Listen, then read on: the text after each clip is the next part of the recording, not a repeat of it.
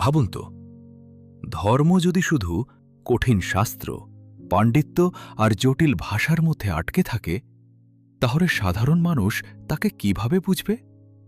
ঠিক এখানেই ইতিহাসে আসে এক নতুন পথ, সহজযান।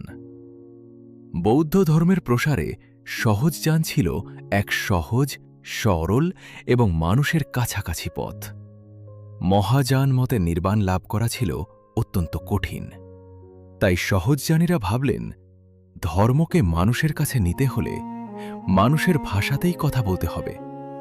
তাই তারা সংস্কৃতের বদলে ব্যবহার করলেন বাংলা ভাষা। রচনা করলেন গান, দোহা আর চর্যাপদ। এই গানগুলো শুধু ধর্মীয় উপদেশ ছিল না, এগুলো ছিল মানুষের জীবনের ভাষা, আনন্দের ভাষা, মুক্তির ভাষা। একতারা, ডমরু আর মাদলের সুরে যখন চর্যাগীতি গাওয়া হতো, তখন সাধারণ মানুষ শুধু শুনত না, তারা আকৃষ্ট হতো, ভাবত, অনুভব করত। সহজযানীদের কাছে পাণ্ডিত্য বড় কথা ছিল না, বড় কথা ছিল সদ্গুরুর উপদেশ। তারা বিশ্বাস করতেন, গুরুর সঠিক নির্দেশনাই সত্যের পথে নিয়ে যেতে পারে। তাদের মতে মুক্তি দূরের কোনো কঠিন ব্যাপার নয়, সঠিক জ্ঞান, সঠিক নির্দেশনা এবং মনের আনন্দের মধ্যে দিয়েই মানুষ মুক্তির পথ খুঁজে পেতে পারে। তিব্বতী সাহিত্যে পরিচিত ৮৪ জন সিদ্ধাচার্য এবং তাদের শিষ্যরা বাংলার ঘরে ঘরে এই সহজ পথ প্রচার করেছিলেন। তারা বলতেন, সংসার ও নির্বাণ সবই মানুষের মনের সৃষ্টি, আর জীবনের শেষ সত্য হল আনন্দ।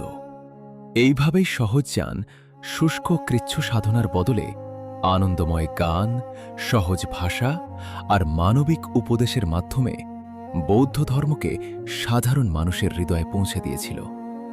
আর সবচেয়ে গুরুত্বপূর্ণ বিষয়, এই সহজযানীদের গান ও চর্যাপদ শুধু ধর্মকে সহজ করেনি, তারা বাংলা ভাষাকেও সজীব, সতেজ এবং শক্তিশালী করে তুলেছিল।